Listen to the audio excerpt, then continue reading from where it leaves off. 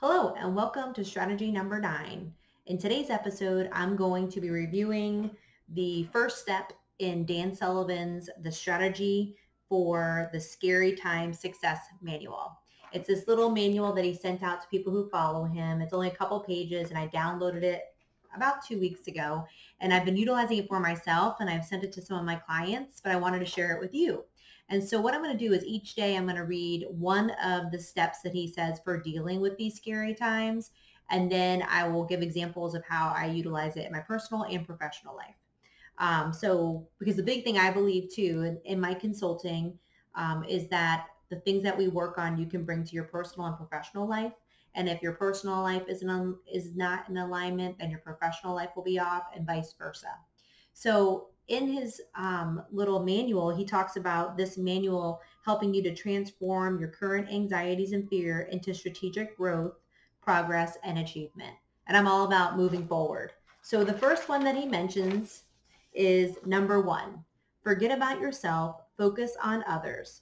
And he says, uncertainty can drive people into themselves, making them feel isolated and helpless. The best strategy here is to go in the opposite direction, expanding your connection with others and focusing on helping them transform their negativities into positives. The more you contribute in this fashion, the less you'll need to worry about your own situation. You'll become a source of confidence for everyone else. So I'm going to reread the parts that I thought were really important in this small paragraph. Expanding your connection with others and focusing on helping them transform their negatives into positives. The more you contribute in this fashion, the less you'll need to worry about your own situation. Well, for me, I've really been focusing on what my clients might need. So I've been sending out little inspirational videos when I find them. If they make me feel inspired, I'm assuming they'll make them feel inspired.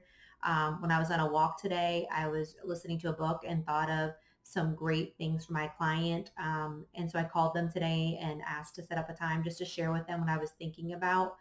When it comes to my family, I've been really trying to focus on, working and then cutting that off and focusing on my daughter and my husband and what their needs might be. So not focusing on mine, but focusing on theirs. Of course, focusing on mine when I need to, but also realizing that in this time, my daughter needs more attention.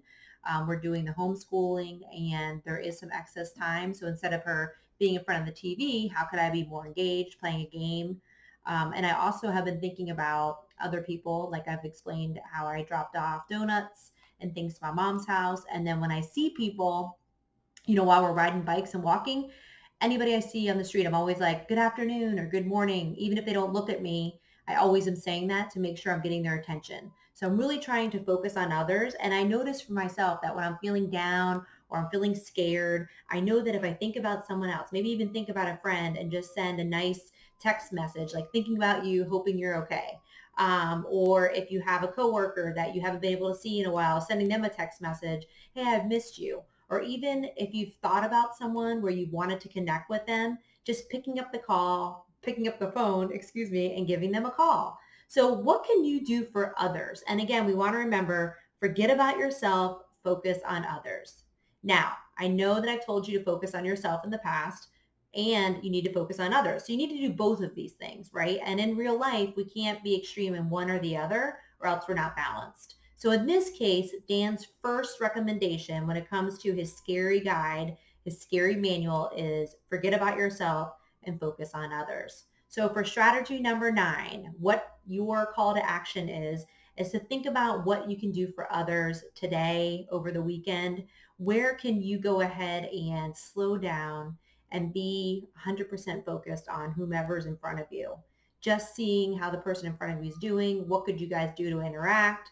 Because in today's day and age where we don't have much physical interaction, even just seeing people on the street and talking to your neighbors is doing something for them. You're giving them energy by slowing down, talking with them, and spending time with them. We're all craving this connection. And so think about how you could be part of the connection equation by not focusing on yourself, but by focusing on others. And then if you could subscribe to my YouTube channel, Intentional Solutions Corp, that would be awesome. I'm trying to build my subscribership. And then also if you could post below anything that you've done for others that you would like to share. Because again, the goal is to not focus on ourselves, forget about yourself, focus on others. That's strategy number 9. I can't wait to hear how and what you do to focus on others. Have a great Friday.